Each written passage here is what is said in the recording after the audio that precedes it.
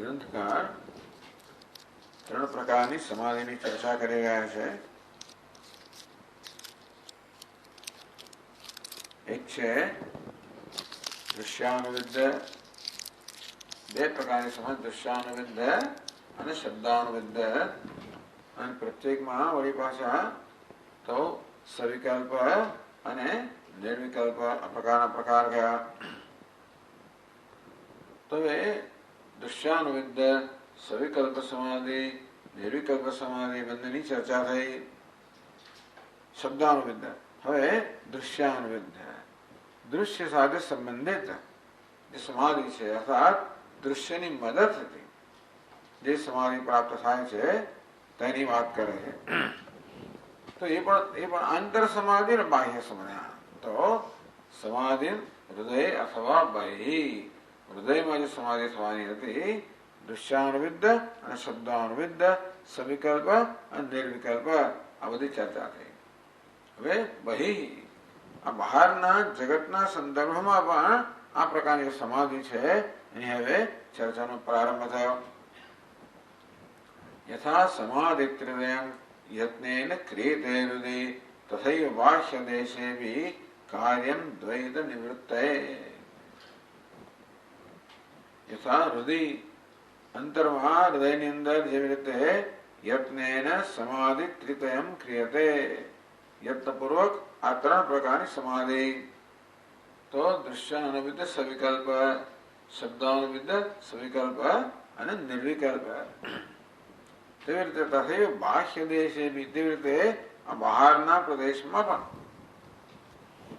અર્થાત જ્યારે આપણે આપણી સાથે હોઈએ ત્યારે આ સમાધિને આપણે કહીએ કે અંદર સમાધિ. જગત સાથે હોઈએ ત્યારે પણ કેવી રીતે સમાધિમાં હોવું? બાહ્ય દેશે બી, તો જગત સાથે પણ જગત સાથે પણ કેવી રીતે સમાધિમાં રહેવું? વ્યવહાર કરતા હોઈએ ત્યારે, જગત સાથે સંપર્કમાં હોઈએ ત્યારે. તથૈવ બાહ્ય દેશે બી દ્વૈત નિવૃત્ત. એક દ્વૈત એ પ્રકારનો છે, અનાત્મામાં આત્મબુદ્ધિરૂપી એક દ્વૈત છે, તો દેહાદિ સંઘાત છે એમાં આત્મબુદ્ધિરૂપી એક દ્વૈત. અને જગતમાં આજે જગત નામ રૂપાત્મક જગત જે મિથ્યા છે એમાં સત્ય બુદ્ધિ આ બીજો ભ્રમ છે. તો જગતના નામ રૂપને સત્યતા આપવાની પણ જે આપણને દીર્ઘકાળથી એક સ્વભાવ થઈ ગયો છે, એમાંથી મુક્ત થવા માટે કેવી રીતે નામરૂપ મિથ્યા છે, અધિષ્ઠાન સત્ય છે, વારંવાર એ તત્વના દર્શન કરવા.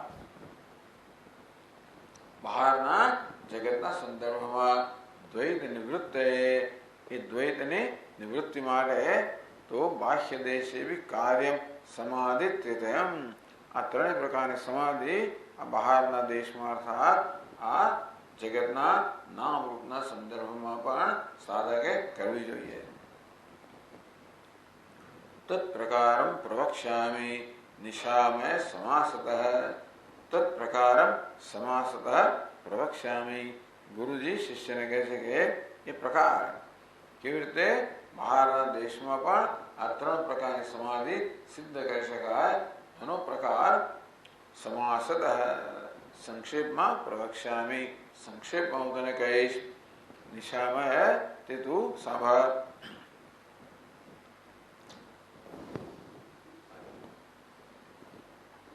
અધિષ્ઠાનમ પરમ બ્રહ્મ સચ્ચિદાનંદ લક્ષણમ તત્ર અધ્યસ્થમિદં ભાતિ નામ રૂપાત્મકમ જગત.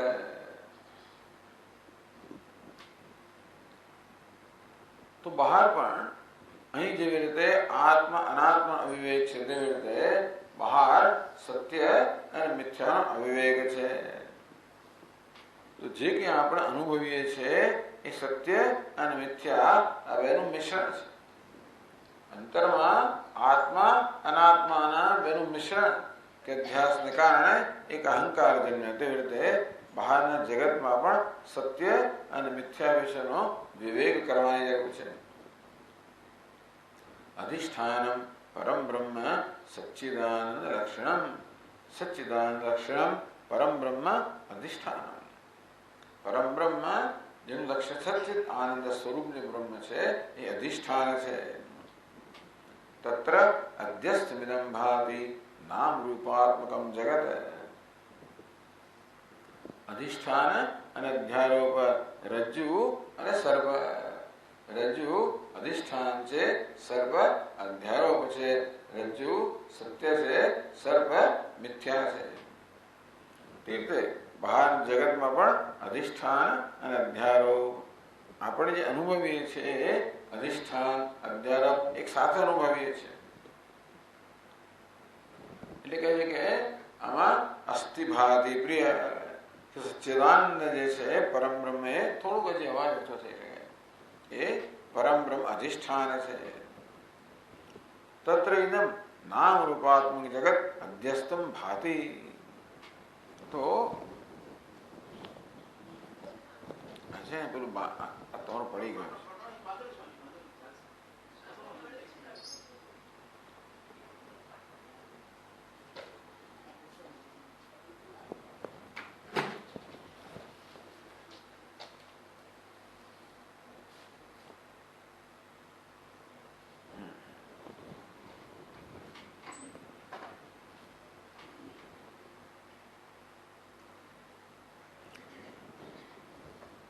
તો અસ્થિ ભાતિ પ્રિય આ અધિષ્ઠાન છે, નામ રૂપ એના પર અધ્યસ્ત છે. સત્વમ ચિત્તમ તથાનંદ રૂપમ યદ બ્રહ્મણસ્ત્રયમ અધ્યસ્થ જગતો રૂપમ નામ રૂપિદમ દ્વયમ. આગળ ચર્ચા થઈ ગઈ કે દરેક પદાર્થમાં આ 5 અંશ છે. અસ્થિ ભાતિ પ્રિયમ રૂપમ નામ ચૈત્યમ છે પંચગમ. દરેક પદાર્થના આ 5 અંશ છે. અસ્થિ ભાતિ પ્રિયમ નામ અને રૂપ. આદ્યત્ર બ્રહ્મ રૂપમ જગદ રૂપમ તતો દ્વયમ. આદ્યત્ર અસ્થિ ભાતિ પ્રિય પહેલા 3 છે એ બ્રહ્મ રૂપ છે. તતો દ્વયમ જગત અને નામ રૂપ છે એ જગત છે. આમ 5 વસ્તુ આપણને સાથે આપણે અનુભવીએ છીએ અને આપણે 5ને એક સમાન માની લઈએ છીએ.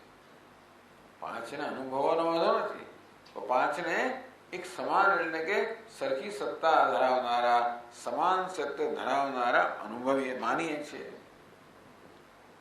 બસ આ માન્યતા કહો, ભ્રમ કહો, એ જ બધી મુશ્કેલીનું કારણ છે. તો નામરૂપ જ્યારે બ્રહ્મ જેટલા સત્ય બની જાય તો નામરૂપ એ સત્યનું મહત્વનું બની જાય અને તો પછી એ નામરૂપ આપણા પર ઘણો પ્રભાવ પાડી શકે. સત્ય વસ્તુ હંમેશા આપણા પર પ્રભાવ પાડતી હોય, મિથ્યા વસ્તુનો કોઈ પ્રભાવ ના હોય. જાણીએ કે આ સિનેમા છે એટલે એમાં આગ લાગે તો આપણો પ્રભાવ ના પડે, આપણે લાઈવ અંબાને બોલવાની જરૂર ના પડે, કારણ કે જાણીએ કે મિથ્યા છે. તો મિથ્યા સાથેનો વ્યવહાર એક પ્રકારનો હોય, સત્ય સાથેનો વ્યવહાર બીજા પ્રકારનો હોય.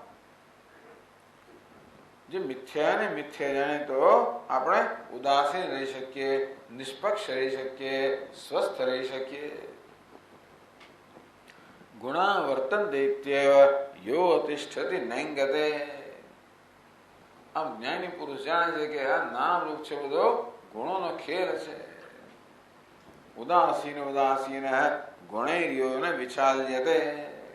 તેથી ઉદાસીન માફક, નિષ્પક્ષ માફક એ ગુણોને જે ખેલ કરવો હોય એ કરવા દો. નામ રૂપ છે એ 3 ગુણોની ઉપજ છે. અને તેથી એ નામ રૂપમાં સતત પરિવર્તન થયા કરે. ગુણોનો સ્વભાવ જ છે કે સતત ખેલ કરવો. ખાલી એ ખેલ છે એમ જે આપણે જાણીએ તો પછી આપણે એને અનુકૂળ પ્રતિકૂળ, ગમતું અણગમતું, મારું તારું, આવા કોઈ પ્રકારના આપણે છાપ ન લગાવીએ. બસ મહત્વ થઈ ગયું. આમ વસ્તુ આપણામાં આ પ્રકારનો પ્રત્યાઘાત જન્માવે કે આ ગમે છે, નથી ગમતું, અનુકૂળ છે, પ્રતિકૂળ છે, થવું જોઈએ, ન થવું જોઈએ, આમ હોવું જોઈએ, આમ ન હોવું જોઈએ, આ પ્રકારનો આપણામાં પ્રતિભાવ જન્મ્યા આવે એનો થઈ થયો કે આ વસ્તુએ આપણને પ્રભાવિત કર્યા. તો મિથ્યા એને જ કહેવાય કે આપણને એના વિશે કોઈ પ્રકારનો અભિપ્રાય કે આગ્રહ ના હોય. વસ્તુ આવી છે કે પેલી છે, આમ છે કે તેમ છે, અહીં છે કે ત્યાં છે, એનો કોઈ પ્રકારનો આગ્રહ ન હોય તો આપણે સમજવું કે આપણે એને મિથ્યા છે એમ સમજ્યા છે. આ મિથ્યાને મિથ્યા રૂપે જાણવું, સત્યને સત્ય રૂપે જાણવું, એ બધી ચર્ચા તો થઈ ગઈ છે. હવે સમજીએ છીએ આપણે કેવી રીતે આપણે હવે એમાં નિષ્ઠા પ્રાપ્ત કરીએ, કેવી રીતે આપણી દ્રષ્ટિ એ પ્રકારની બની જાય, તો વ્યવહાર એ પ્રકારનો બની જાય. ગુણા વર્તન્તે, ગુણા ગુણેષુ વર્તન્તે ઇતિ મત્વા ન સજ્જતે. બધો જ વ્યવહાર નામ રૂપના સ્તર પર, ગુણના સ્તર પર ચાલી રહ્યો છે. તેથી આ નામરૂપ એ 3 ગુણોનો બનેલા છે. આ ઉપાધિ બીજું નામરૂપ છે, એ પણ 3 ગુણોની બનેલી છે અને પરસ્પર વ્યવહાર ચાલી રહ્યો છે. ભલે તો એ વ્યવહાર માટે મને કોઈ આગ્રહ નથી. આમ બને તો પછી હું કોઈ પ્રકારના એને સિક્કા ન લગાવું. અને સફળતા કહેવાય અને નિષ્ફળતા કહેવાય, અને લાભ કહેવાય અને હાનિ કહેવાય, અને જય કહેવાય અને પરાજય કહેવાય, અને અનુકૂળ કહેવાય અને પ્રતિકૂળ કહેવાય. એ કોઈ પ્રકારના સિક્કાઓ ન લગાવો તો મારા મનમાં કોઈ પ્રકારનો પ્રત્યાઘાત ન જન્મે, તો મારું મન સ્વસ્થ હોય અને તો પછી હું મારા સ્વરૂપમાં નિષ્ઠ રહી શકું. યો તિષ્ઠતિ ન ઇંગતે, જે પોતાના સ્વરૂપમાં સ્થિત રહે છે અને સ્વરૂપ નિષ્ઠાથી ચલાયમાન થતો નથી. અર્થાત આપણે આંતરિક સમાધિ દ્વારા સ્વરૂપમાં નિષ્ઠા પ્રાપ્ત કરી પણ હોય તો પણ જો આ બહારના નામ રૂપાત્મક જગતને સત્યતા આપવામાં આવે તો આપણે વળી આપણા સ્વરૂપથી વિચલિત થઈ જઈએ. તેથી આ બહારનો વિવેક એ જ દૃગ્દૃશ્ય વિવેકમાં કહેવામાં આવ્યું કે જે અવિદ્યા અંદર આત્મા અનાત્મા વચ્ચે અવિવેક જન્માવે છે, એ જ અવિદ્યા બહાર સત્ય અને મિથ્યા વચ્ચે અવિવેક જન્માવે છે. એ પ્રકારે એ ગ્રંથમાં તેથી આ બંને પ્રકારની સમાધિની વાત એ દૃગ્દૃશ્ય વિવેક બધા જુદા પ્રકારનો એક ગ્રંથ, નાનકડો ગ્રંથ છે. ત્યાં ગ્રંથકાર આ બે પ્રકારની સમાધિની આવશ્યકતા બતાવે છે. અહીં પણ એનું અનુસરણ કરવામાં આવ્યું છે. અધિષ્ઠાનમ પરમ બ્રહ્મ સચ્ચિદાનંદ લક્ષણમ, કે દરેક તું જે પદાર્થ અનુભવે છે એમાં 5 અંશ રહેલા છે. સત્વમ ચિત્તમ તથા આનંદ રૂપમ યદ બ્રહ્મણસ્ત્રયમ રૂપમ. તો આ સત્પણું, ચિત્તપણું, આનંદપણું એ આ 3 જે છે બ્રહ્મનું સ્વરૂપ છે. અધ્યસ્ત જગતો રૂપમ નામ રૂપેદમ દ્વયમ, અને આ નામ રૂપ 2 છે એ અધ્યારોપિત જગતનું રૂપ છે. અધ્યારોપિત કહો, મિથ્યા કહો, આગંતુક કહો. નામ રૂપ છે આવનારા જનારા છે. સમગ્ર જગત કેવું છે? આવનારું જનારું છે. આ સમગ્ર જગતનો સર્જન, પાલન, લય વગેરે બધો ખેલ એક રંગમંચ પર ચાલી રહ્યો છે. કયો રંગમંચ છે? અસ્તિ ભાતિ પ્રિયમ. એટલે ભગવાન કહે છે ને, મયા અધ્યક્ષેણ પ્રકૃતિ સુયતે સચરાચરમ હેતુનાનેન કાંતે જગત વિપરિવર્તતે. જગત વિપરિવર્તતે, આ જગતમાં સતત પરિવર્તન ચાલ્યા કરે છે. સૃષ્ટિ સ્થિતિ લય ચાલ્યા કરે છે. હું તો અધ્યક્ષ છું, સાક્ષી છું. એ અધ્યક્ષતાને કારણે જ આ બધું ચાલે છે. આ નામ રૂપમ ઇદમ દ્વયમ અધ્યસ્ત જગત રૂપમ. આ નામ રૂપ છે એ અધ્યારોપિત જગતનું રૂપ છે.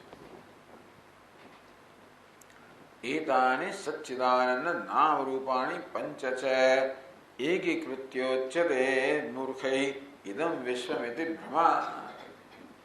તેથી મૂર્ખ કહો, અવિવેકી કહો. અજ્ઞાનને કારણે બધામાં અવિવેક જન્મે. અંતેથી બધા જ સંસારી લોકો આ 5 પાદને એક સમાન સત્તાવાળા માને છે, કારણ કે આ 5નો અનુભવ થાય છે. અસ્થિ ભાતિ પ્રેમ અનુભવ થાય છે, અને નામ રૂપ પણ અનુભવ થાય છે. પણ નામ રૂપ ત્યાં છે, અસ્થિ ભાતિ પ્રેમ અહીં છે. અસ્થિ ભાતિ પ્રેમ મારું સ્વરૂપ છે, આ નામ રૂપ તો જગતનું સ્વરૂપ છે. બે એક સાથે નથી. એક દ્રષ્ટાનું સ્વરૂપ છે, બીજું દૃશ્યનું સ્વરૂપ છે. તે દ્રષ્ટા અને દૃશ્ય ક્યારે પણ એક સ્થાનમાં હોય ના છે, નથી. છતાં પણ અવિવેકને કારણે, અર્થાત એ બંનેનો ભેદ ન પારખી શકવાના કારણે આપણે બંનેને સમાન સત્તાવાળા માનીએ છીએ. એકીકૃત્ય સત્યાનુતે મિથુની કૃત્ય. સત્ય અને મિથ્યા બંનેને એકીકૃત્ય. એકીકરણ કરાય એટલે કે બંનેને એક સમાન સત્તાવાળા માનવા. બીજું તો એકીકરણ એટલે શું? આપણે ભેગા નથી ભેગા કરી શકીએ નહીં. બુદ્ધિમાં આપણે શું કરીએ? બંનેને એક સરખા ગણીએ છીએ. વેશને અને અભિનેતાને એક સરખા ગણવાના કારણે પેલું ભિખારી સત્ય બની જાય. અભિનેતાની સત્યતાનો આ વેશ પર અધ્યારોપ કરીને ભિખારીને પણ સત્ય માનવામાં આવે તો બધા પ્રશ્નો જન્મે પછી. બાકી જાણતા હોય કે આ વેશના ભિખારી પણ વેશના સ્તરે છે અને સત્ય તો અભિનેતા છે, તો પછી કઈ વાંધો નથી. એટલે કે એ ભિખારીના વેશ તો પણ આવે તો પણ આપણે એને હાથ મિલાવીશું, જાણીએ છીએ કે આ તો આપણો મિત્ર છે, આ તો અભિનેતા છે. નિતરમ મારી નજીક ના આવીશ, નિતરમ કે મારી પાસે ના આવીશ. મને કઈ પાછો મારામાં કોઈ વહેમ છે ને કે હું કોણ છું? હું આ બધા સાથે હાથ ઓછો મિલાવવાનો. આમ કેવો વ્યવહાર કરું છે વ્યક્તિ સાથે એનો આધાર હું મારા મનમાં એના વિશે કયા પ્રકારનો ખ્યાલ ધરાવું છું એ પરથી છે ને. બિચારા બ્રહ્મને પણ નામ રૂપના સ્તરે હલકું પાડવામાં આવ્યું અને નામ રૂપને સત્યના સ્તરે ઊંચા કરી દેવામાં આવ્યા.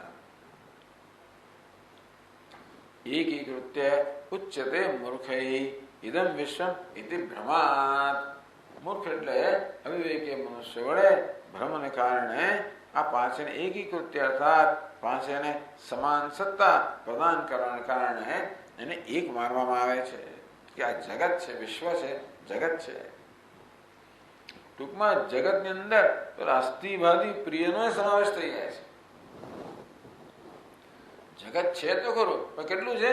નામ રૂપ જગત છે. પરંતુ અવિવેકને કારણે અસ્થિભાતી પ્રિયને પણ જગતમાં લઈ લેવામાં આવે છે. એનો અર્થ કે બ્રહ્મને પણ નામ રૂપ જેટલી સત્યતા આપવામાં આવે છે, નામ રૂપને બ્રહ્મ જેટલી સત્યતા આપવામાં આવે છે. શૈત્યમ શ્વેતમ રસમ દ્રાવ્યમ તરંગ ઇતિ નામ છે એકીકૃત્ય તરંગોયમ ઇતિ નિર્દિશ્યતે યથા. જેવી રીતે જે વાસ્તવમાં જળ છે અને તરંગ છે. એક જળ છે, બીજું છે નામરૂપ છે. એ બંનેના સંયોગને તરંગ કહેવામાં આવે. તો તરંગ જયારે એમ કહીએ ને ત્યારે મનમાં જો સ્પષ્ટ ખ્યાલ હોય કે માત્ર નામરૂપ જ તરંગ છે, બાકી જળ છે.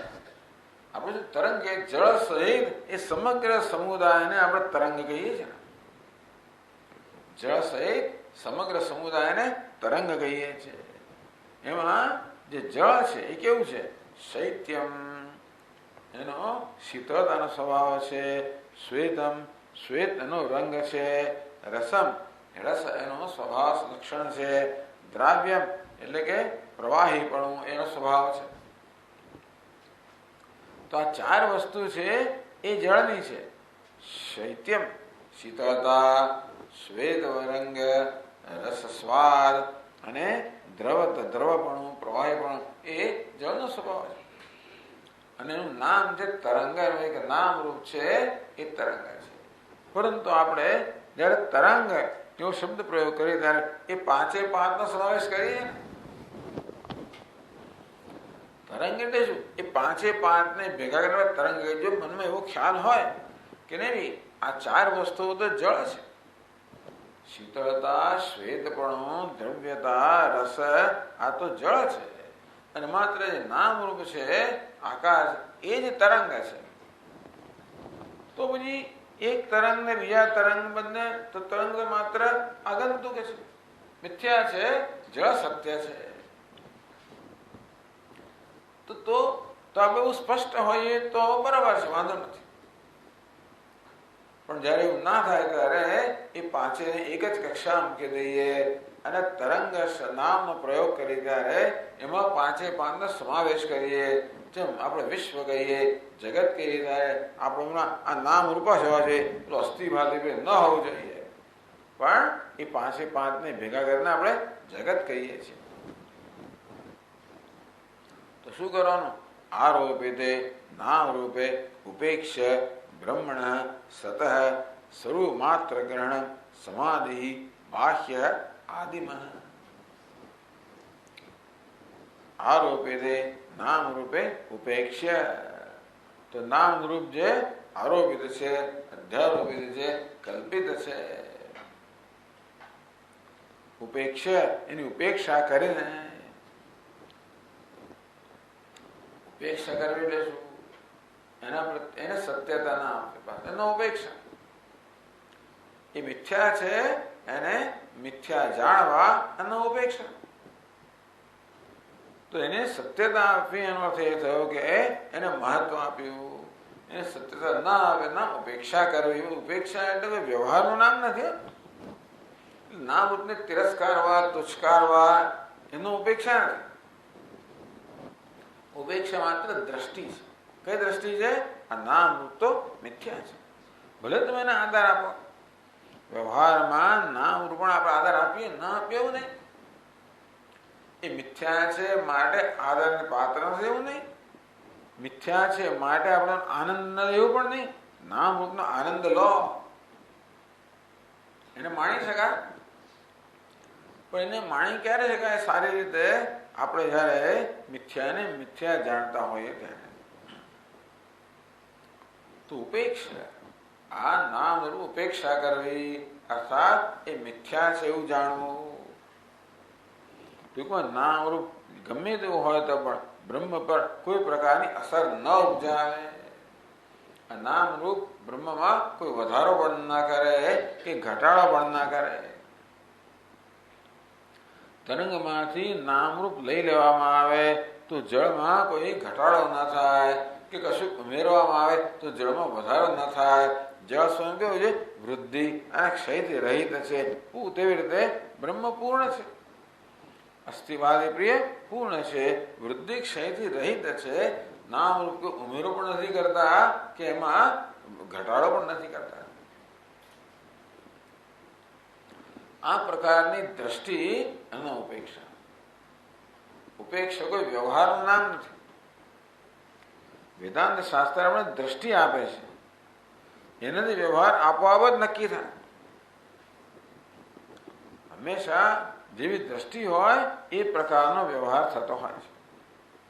આ મિત્ર છે એ પ્રકારની દ્રષ્ટિ હોય તો એક પ્રકારનો વ્યવહાર થાય. આ શત્રુ છે એવી દ્રષ્ટિ હોય તો બીજા પ્રકારનો વ્યવહાર થાય. આ વ્યવહારનો નિર્ણય ક્યાંથી થતો હોય છે? આપણી દ્રષ્ટિમાંથી. ત્યાં પરિવર્તન કરવામાં આવે તો વ્યવહારમાં પરિવર્તન થઈ જાય. એટલે વેદાંત શાસ્ત્ર વ્યવહાર બહુ શીખવાડવાની જરૂર જોતું નથી. સુજ્ઞ લોકો છે એટલે શું કરવું એ જાણે છે, અને માટે દ્રષ્ટિમાં પરિવર્તન લાવે છે. આરોપિતે નામ રૂપે ઉપેક્ષ બ્રહ્મણ સતઃ સ્વરૂપ માત્ર ગ્રહણ. ઉપેક્ષાનો અર્થ એવો છે ને કે આપણે એની બાદ બાકી પણ કરી શકીએ. આપણે સમક્ષ પેલો ભિખારી ઉભેલો હોય એના નામ રૂપની ઉપેક્ષા કરવી, એના વેશની ઉપેક્ષા કરવી, અને તો આપણે એનું ધ્યાન કરી શકીએ કે જેથી એ વેશ છે જ નહીં, એ ભિખારીનો વેશ હોય તો આપણે અભિનેતાનું ધ્યાન કરી શકીએ. જેમ આ ઘડાની અંદર પણ આ નામરૂપ અને માટી એ બધાને ભેગા કરવામાં આવે છે, પરંતુ નામરૂપની ઉપેક્ષા એટલે માત્ર માટીનું ધ્યાન કરવું એવું શક્ય છે. કે આપણે ઘડાનું ધ્યાન કરતા હોય ત્યારે આપણે નામરૂપની બાદ બાકી કરી શકીએ, માટીની બાદ બાકી ના થાય. તો ઘડાના ધ્યાનમાં માટીની બાદ બાકી ન થઈ શકે, કારણ કે એ તો દ્રવ્ય છે. પણ નામ રૂપની બાદ બાકી થઈ શકે અને માટીનું ધ્યાન થઈ શકે. ઉપેક્ષા કે ધ્યાન કરતી વખતે આ જે નામ રૂપ છે એની ઉપેક્ષા કરો, એને તમારા ચિત્તમાંથી કાઢી નાખો, બાદ બાકી કરો. એ મિથ્યા છે એવું જાણીને બાદ બાકી થઈ જાય. અને માટીનું ધ્યાન કરો તો એ કહે છે કે આ નામની ઉપેક્ષા કરો, એની બાદ બાકી કરી નાખો. સ્વરૂપ માત્ર ગ્રહણમ અને સતઃ સ્વરૂપ બ્રહ્મણ સતઃ સ્વરૂપ માત્ર ગ્રહણમ. બ્રહ્મ એ સત સ્વરૂપ છે, સત્ય છે, એના સ્વરૂપનું જ ગ્રહણ કરવું અને નામ રૂપ છે એની મનમાં બાદ બાકી કરે તો ધ્યાન કરવું હોય ત્યારની વાત છે. એ જગતના વિષયની અંદર પણ આપણી સમજ કોઈ પદાર્થ હોય, મનની અંદર કોઈ પદાર્થની કલ્પના પણ કરીએ તો પણ આપણા મને શું કરવાનું? એના નામ રૂપની ઉપેક્ષા કરવાની, અર્થાત નામ રૂપની બાદબાકી કરવાની. અસ્થિભાદી બાદ બાકી થઈ ના શકે કે તો મારી બાદ બાકી કરવી પડે. અસ્થિભાદી પ્રિયની બાદ બાકી કરવા માટે તમારે મારી બાદ બાકી મારું સ્વરૂપ છે. તો જેની બાદ બાકી ન થાય, જે અબાધિત છે, અને બીજું કેવું છે? મિથ્યા છે, બાદ બાકી થાય એવું છે. માટે મિથ્યા જે છે એની બાદ બાકી કરે ને એ સત્ય છે, એમાં ચિત્તને એકાગ્ર કરવું. સમાધિ બાહ્ય આદિમ આ છે દૃશ્યાનુવિદ્ધ સવિકલ્પ સમાધિ.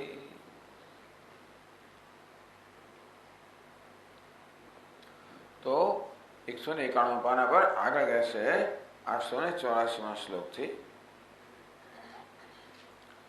સચ્ચિદાનંદ રૂપસ્ય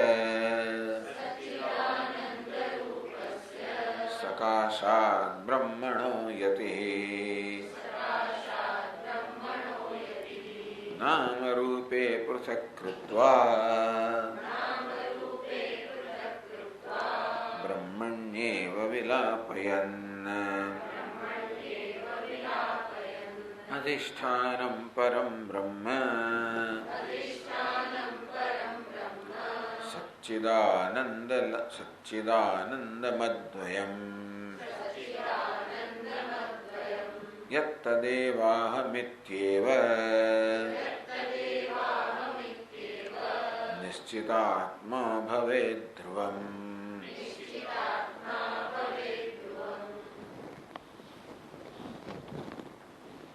યતિ યતિ કહો, સંન્યાસી કહો, વિરક્ત કહો,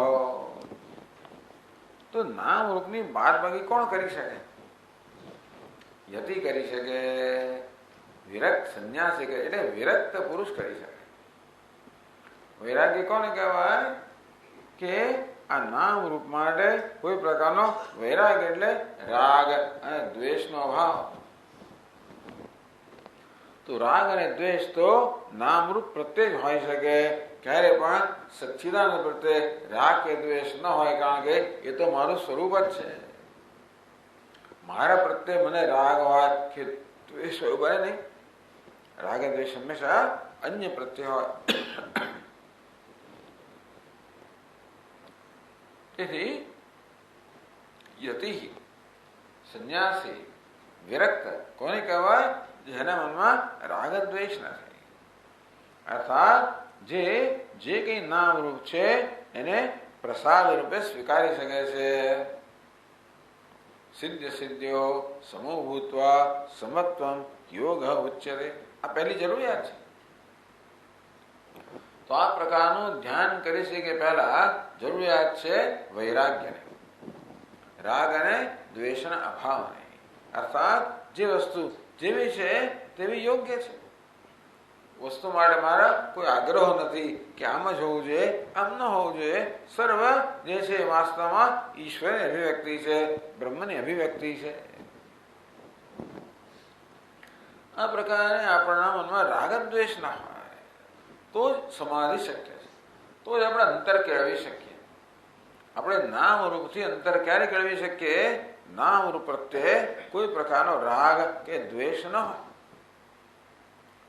જો રાગ અને દ્વેષ હોય તો નામ રૂપ આપણે ઘસડી જાય, ટૂંકમાં આપણે અંતર ન કેળવી શકીએ. તરત આપણામાં રિએક્શન એટલે કે પ્રત્યાઘાત જન્મ આવે. જો રાગ દ્વેષ હોય તો એ રાગ આપણામાં કંઈક એવો પ્રત્યાઘાત જન્મ આવે કે મને ગમે છે, મને જોઈએ છે, મારે રાગ પકડી રાખ વગેરે વગેરે. દ્વેષ હોય તો વિરુદ્ધ પ્રત્યાઘાત જન્મ આવે. એટલે યતિ, આ યતિ છે, સંન્યાસી છે, વિરક્ત છે. વિવેકને કારણે જેનામાં વૈરાગ્ય છે, અંતેથી નામ રૂપ સાથે જે અંતર ઉત્પન્ન કરી શકે છે. અંદર આપણી જે વૃત્તિઓ જન્મતી હોય, પ્રકાશમ ચ પ્રવૃત્તિમ ચ મોહમેવ ચ પાંડવ ન દ્વેષ્ટિ સંપ્રવૃત્તાની ન નિવૃત્તાની કાંક્ષતી. 14મા અધ્યાયમાં કહેવામાં આવ્યું કે આ જે ગુણાતીત મહાપુરુષ છે, પ્રકાશ હોય, પ્રવૃત્તિ હોય, મોહ હોય, સાત્વિક વૃત્તિ હોય, રાજસી વૃત્તિ હોય, તામસી વૃત્તિ હોય, ન દ્વેષ્ટિ સંપ્રવૃત્તાની વૃત્તિ જન્મે તો દ્વેષ કરતો નથી. મને વૃત્તિ નથી જોઈતી, કેમ જન્મી? દ્વેષ નથી કરતો. ન નિવૃત્તાની કાંક્ષતી, પેલી મારે જોઈતી તે વૃત્તિ કેમ જતી રહી? આકાંક્ષા કરતો નથી. તેથી આ પ્રકારે વૃત્તિઓ પ્રત્યે રાગ અને દ્વેષનો અભાવ હોય તો જ આપણે અંતર કેળવી શકીએ, અને તો જ આપણે ધ્યાન કરી શકીએ કે જોઈ શકીએ કે આ વૃત્તિ તો ગુણોનો ખેલ છે. વૃત્તિ ભલે આવે ભલે જાય, મને એની સામે કોઈ રાગ પણ નથી, આવે એવો આગ્રહ પણ નથી, જાય એવો આગ્રહ, કયો આગ્રહ નથી. તો આપણે વસ્તુને સ્વસ્થતાથી જોઈ શકીએ, નિરીક્ષણ કરી શકીએ, માણી શકીએ. યતિ આ પ્રકારે જેને નામરૂપ પ્રત્યે કોઈ રાગ દ્વેષ નથી, આગ્રહ નથી. જો આગ્રહ હોય ને તો આપણને આગ્રહ પકડી રાખે, ત્યાં આપણે અટકાવી દે. આમ સચ્ચિદાનંદ રૂપસ્ય સકાશાત બ્રહ્મણો યતિ સચ્ચિદાનંદ રૂપસ્ય બ્રહ્મણ સકાશાત નામ રૂપે પૃથક કૃત્વા. આમ બ્રહ્મ જે સચ્ચિદાનંદ સ્વરૂપ છે એનાથી નામ રૂપને પૃથક કરીને, જુદા કરીને, જુદા એટલે એ સત્ય છે, આ મિથ્યા છે એ પ્રકારે જુદા કરીને, બ્રહ્મણી એવું વિરાપયન, જેવી રીતે આ ઘડાના ધ્યાનની અંદર આ ઘડાનું નામ રૂપ છે એને માટીથી જુદા કરીને, અને એ નામ માટીમાં પછી લીન કરી દેવાના, અર્થાત નામ રૂપ પરથી નજર હટાવીને માત્ર માટી પર જ નજર હોય તો એ નામ રૂપ માટીમાં લીન થઈ ગયા. ખરું ને? તમે આમ ધારીને જુઓ ઘડાને, અને ઘણા માટે માટીના અંશ પર જ તમે દ્રષ્ટિ રાખો તો ધીમે ધીમે ધીમે તમે માત્ર માટીની સભાનતા રહેશે, એ ઘડાના આકારની કોઈ સભાનતા નહીં રહે. એનો અર્થ એ થયો કે ઘડાના નામ રૂપને માટીમાં વિલીન કરી નાખવામાં આવ્યું. તેવી રીતે અસ્થિભાતિપ્રિય સભાનતા જ રહે, નામ રૂપની સભાનતા ન રહે. એનો અર્થ થયો કે નામ રૂપને અસ્થિભાતિપ્રિયમાં વિલીન કરી નાખવામાં આવ્યા. એ કહે છે કે બ્રહ્મણી એવ વિલાપયન, આ નામ રૂપને બ્રહ્મમાં એને વિલીન કરીને, અર્થાત નામ રૂપની હવે કોઈ સભાનતા નથી, માત્ર બ્રહ્મની સભાનતા રહી છે. અધિષ્ઠાનમ પરમ બ્રહ્મ સચ્ચિદાનંદ અદ્વયમ, પરમ બ્રહ્મ જે સચ્ચિદાનંદ સ્વરૂપ છે, અદ્વિતીય છે, અધિષ્ઠાન સ્વરૂપ છે, યત્તદેવા અહમ ઇતિ, એ અધિષ્ઠાન સ્વરૂપ સચ્ચિદાનંદ બ્રહ્મ એ હું છું. પહેલા નામ રૂપનો આ અસ્થિભાદી પ્રેમમાં વિલાપ થયો, લય થયો, અર્થાત નામ રૂપની સભાનતા ચાલી ગઈ, માત્ર અસ્થિભાદી પ્રિય સભાનતા જ રહી છે. અને હવે એ હું છું એ પ્રકારે નિશ્ચિતાત્મા અસ્થિભાદી પ્રિય સચ્ચિદાનંદ એ મારું સ્વરૂપ છે, એ પ્રકારે જેનો મનમાં નિશ્ચય જન્મેલો છે. નિશ્ચિતાત્મા ભ્રવે ધ્રુવમ, આ પ્રકારે નિશ્ચિત આત્મા બને. હવે નિશ્ચિત બનીને આપણે નિષ્ઠા પ્રાપ્ત કરીને રહેવું જોઈએ, આ પ્રકારના નિશ્ચયમાં દ્રઢ રહેવું જોઈએ.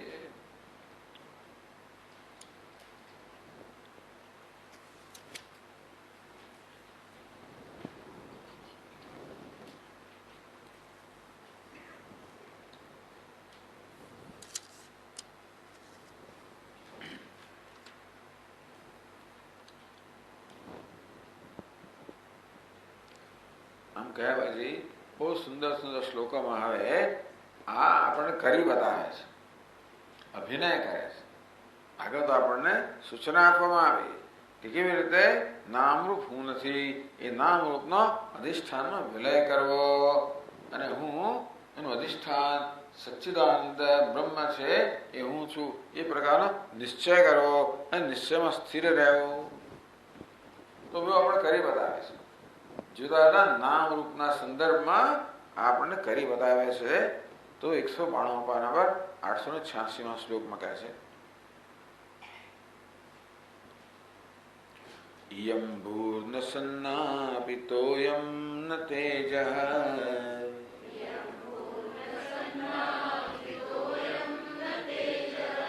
ન વાયુર્ન ખમ્નાપિ તત્કાર્ય જાતમ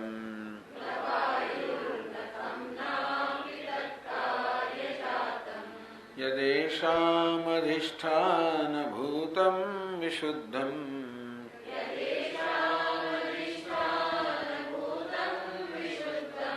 સદેકં પરમ સત તદેવાહમસ્મિ.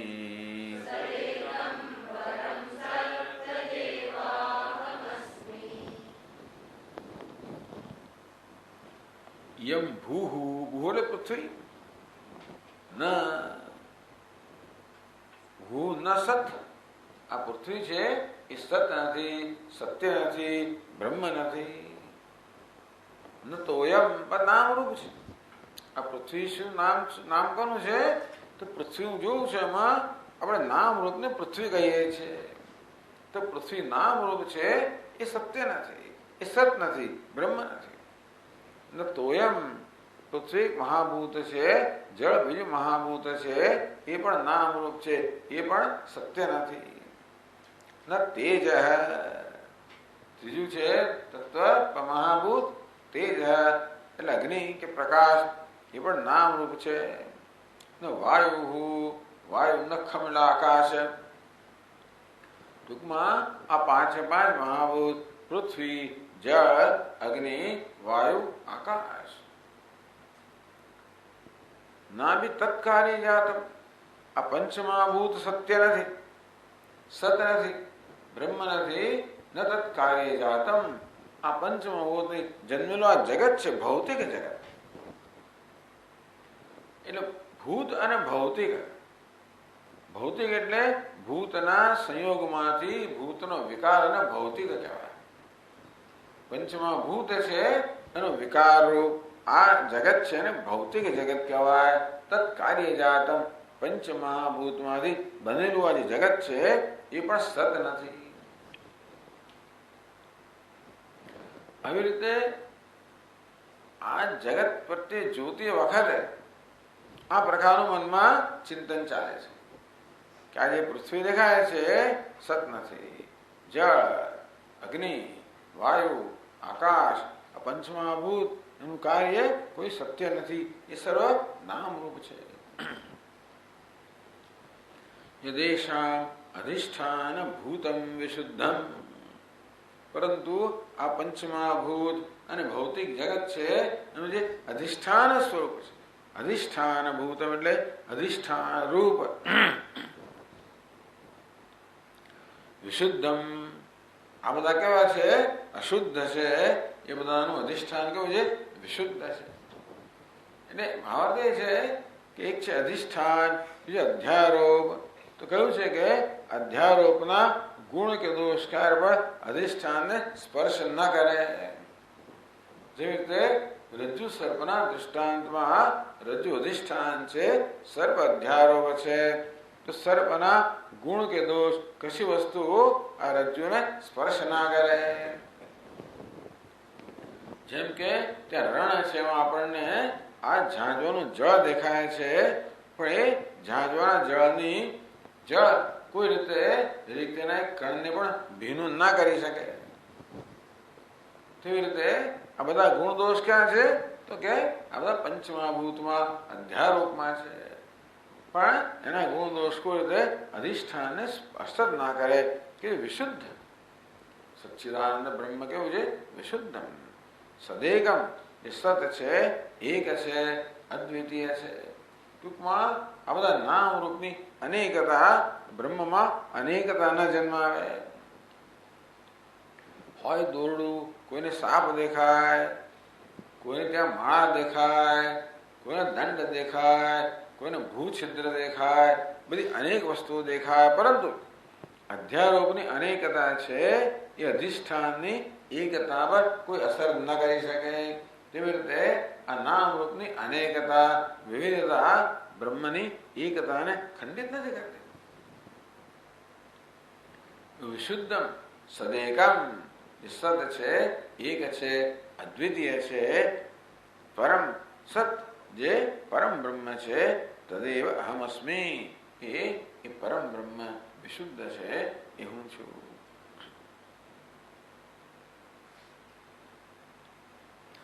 આ વિચાર હવે અનેક શ્લોકોમાં આગળ ચલાવે છે.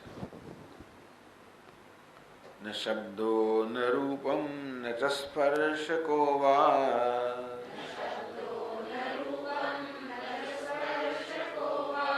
તથા નો રસો નાપી ગંધો ન ચાન્યઃ.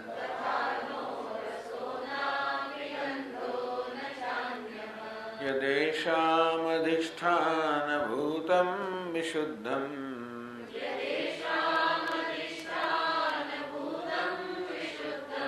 સદેકં પરમ સત તદેવાહમસ્મી.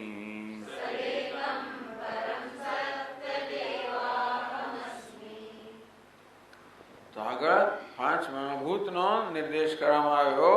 અહીં દરેક મહાભૂતના જે ગુણ છે એનો નિર્દેશ કરવામાં આવે છે. તો શબ્દ જે આકાશનો ગુણ છે, રૂપ વાયુનો એ ચક્ષુનો ગુણ છે, સ્પર્શ વાયુનો ગુણ છે, રૂપ છે એ અગ્નિનો ગુણ છે, તથા નો રસ, રસ છે એ જળનો ગુણ છે, ગંધ છે પૃથ્વીનો ગુણ છે.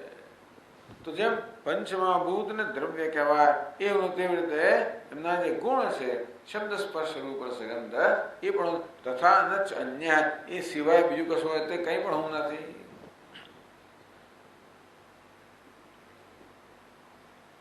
યદેષામ અધિષ્ઠાન ભૂતમ વિશુદ્ધમ સદેકમ પરમ સત તદેવાહમસ્મી.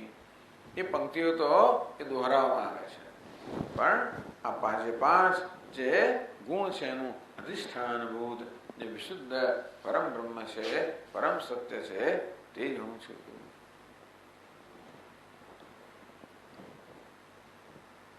હવે આગળ કહે છે, આગળ જરાક પારિભાષિક શબ્દો કહે છે, વૈશેષિકોની ભાષામાં કહે છે. ન સદ્દ્રવ્યજાતં ગુણાન ક્રિયાવા,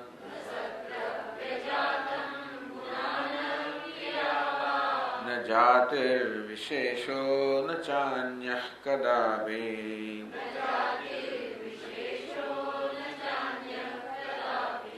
યદેષામધિષ્ઠાનભૂતં વિશુદ્ધં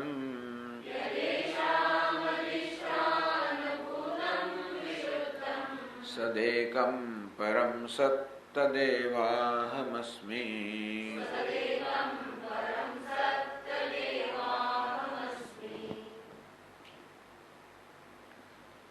ન સત દ્રવ્યજાતમ, દ્રવ્યજાતમ ન સત, આજે દ્રવ્યોનો સમુદાય છે એ સત નથી.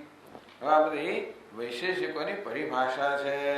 વૈશેષિકો એમ કહે છે કે એ લોકો આ જગતનું બહુ સુંદર નિરીક્ષણ કર્યું છે, એમાંથી બધું વર્ગીકરણ કર્યું છે, એ પરથી એ લોકો આ નિશ્ચય પર આવ્યા કે જગતમાં 7 પદાર્થો છે. આ જગત 7 પદાર્થોનું બને, એકનું નહીં. આપણે શું કે એક બ્રહ્મનું બનેલું છે, એટલે 7 પદાર્થોનું બને. પછી એમાં પછી બધા પરમાણુ વગેરે આવે.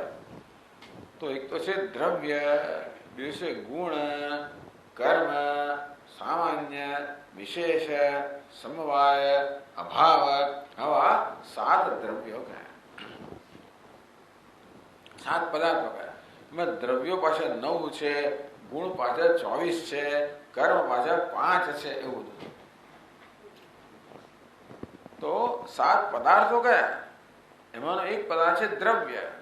પણ દ્રવ્ય પોતે કેટલા છે? 9 છે. પંચમહાભૂત, દેશ, કાળ, આત્મા અને મન, આ 9 બનીને તો 9 દ્રવ્યો થયા. કે છે ન સદ્દ્રવ્યજાતમ, આ 9 દ્રવ્યો છે. પંચમહાભૂત, દિક, કાલ અને આત્મા અને મન એ આત્માને દ્રવ્ય જ કહે છે. આ બધા ઘણામાંનું આત્મા એક દ્રવ્ય છે કે આત્મા એમ માટે તો અહીંયા અંદર એક આપણે ઉપાધિ પૂરતો જ મર્યાદિત છે. બધા આત્મા જુદા જુદા છે. આ દ્રવ્ય કોને કહેવાય? જે બધા ગુણ ધરાવતો હોય. જેમ પૃથ્વી દ્રવ્ય છે, એ ગંધ નામનો ગુણ ધરાવે છે. આકાશ દ્રવ્ય છે, શબ્દરૂપી ગુણ ધરાવે છે. તો દ્રવ્ય છે એ ગુણ અને ક્રિયાનો આશ્રય હોય. ક્રિયા એટલે કઈ ગમન કરવું. એ કહે છે 5 પ્રકારની ક્રિયાઓ છે. ઊંચે ઉત્ક્ષેપણમ એટલે શું? ઊંચે ફેંકી ક્રિયા. ક્રિયાઓનું પણ એ લોકો એવી રીતે નિરીક્ષણ કરે.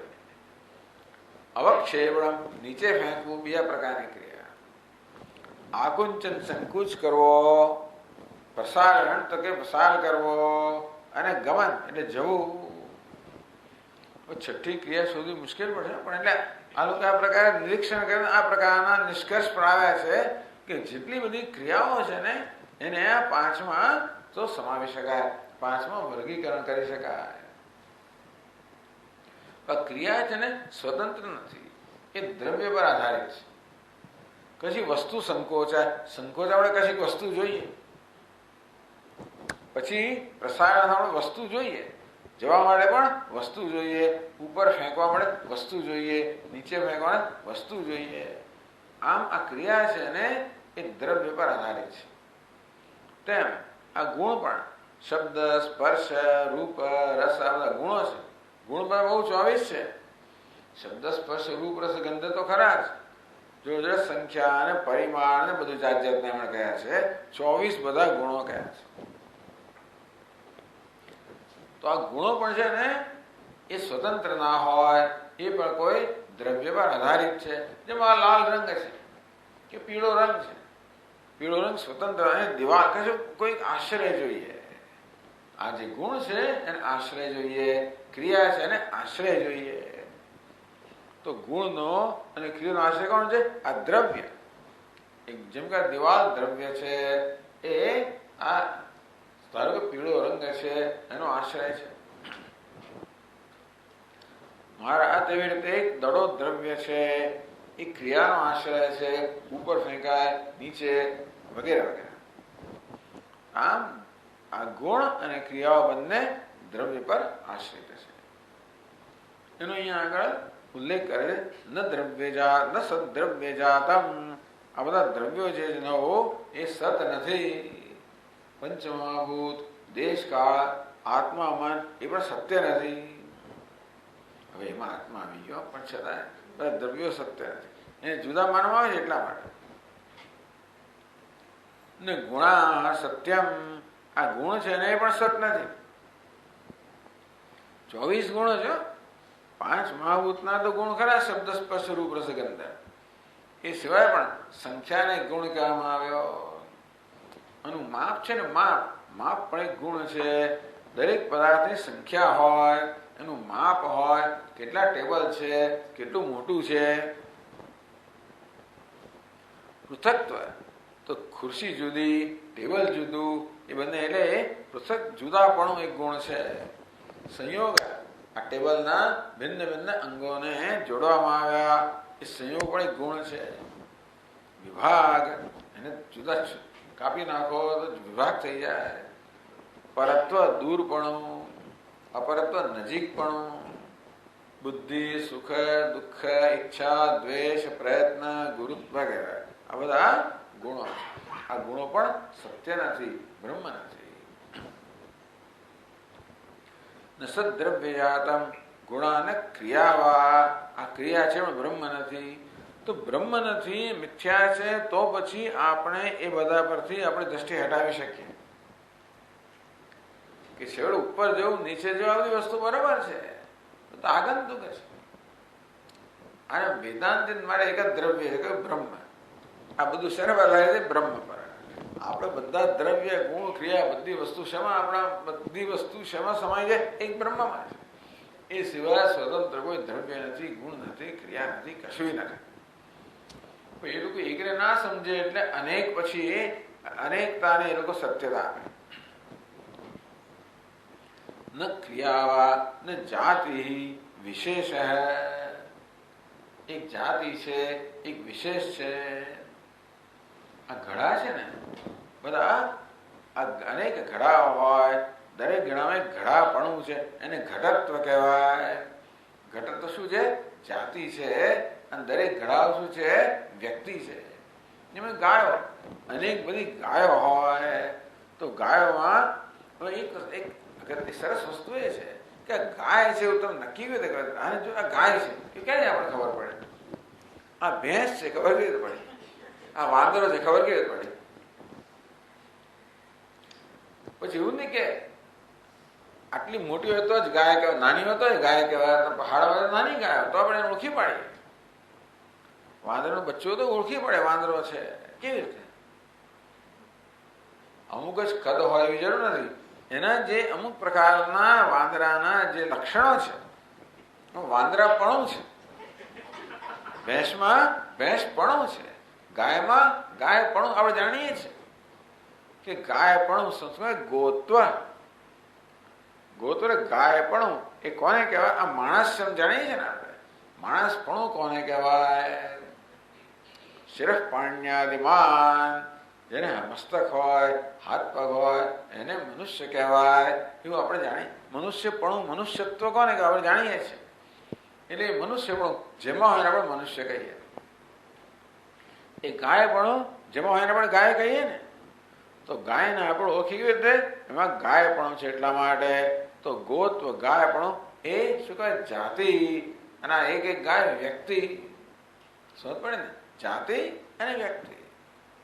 તો ખુરશીપણું એ જાતિ, પ્રત્યેક ખુરશી વ્યક્તિ. ટેબલપણું જાતિ, પ્રત્યેક ટેબલ વ્યક્તિ. એ કહે છે ન જાતિ. આ જાતિ છે ને એ પણ બ્રહ્મ નથી, એ પણ સત નથી, વ્યક્તિ પણ સત નથી. પછી વિશેષ એ વળી પાછું બીજા પ્રકારનો પદાર્થ એના માટે. અને અત્યારે આ સંબંધ બહુ ચર્ચા નથી, પણ આ શબ્દો આવે છે એટલે જરાક તમને કહી રાખીએ. વિશેષ એટલે શું છે? તો વૈશેષ લોકો વિશેષને કારણે વૈશેષિક કહેવાયા. એમ કહે છે કે છેવટે આ જગત છે ને એ બધા પરમાણુમાં છેવટે આ જગતનું મૂળભૂત તત્વ કયું? પરમાણુ. કોઈ પદાર્થનો વિભાગ કરતા કરતા કરતા કરતા છેવટે ક્યાં જઈને અટકે? પરમાણુમાં જઈને અટકે. એટલે એને એટમ કહેવાય. એથી આગળ વિભાગ ન થઈ શકે. અવિભક્ત તત્વ છે. એવી કલ્પના કરી છે. કોઈ પરમાણુ જોયો નથી. એ જમાનો તો એવો કોઈ બીજા એ પ્રકારના કોઈ જાતના યંત્રો પણ ન હતા. પણ આ પરમાણુ પણ તો કે વૈજ્ઞાનિકો એટમ કહે છે, એ પણ કલ્પનાથી જ કહે છે. જે બધા ગોળ પાર્ટિકલ જે બધા કહેતા હોય બધા કલ્પનાની જ વાત છે. પણ કંઈક અસર ઉત્પન્ન કરે છે એ પરથી કે હા આ પ્રકારની અસર ઉત્પન્ન કરે છે, પણ આ વસ્તુ આવી છે. ચાલો, એટલે એમ કે આ બધા પરમાણુઓ છે એની દરેક દરેક પદાર્થની પંચમહાભૂતની તો એનું મૂળભૂત તત્વ છે, મૂળભૂત અવસ્થા છે. એથી આગળ એનો વિભાગ ન કરી શકાય. પણ એટલે જયારે પ્રલય થાય ને ત્યારે બધું આ જગત છે ને એ પરમાણુમાં જઈને અટકી જાય. પરમાણુ સૂક્ષ્મ છે, એને જોઈ ના શકો.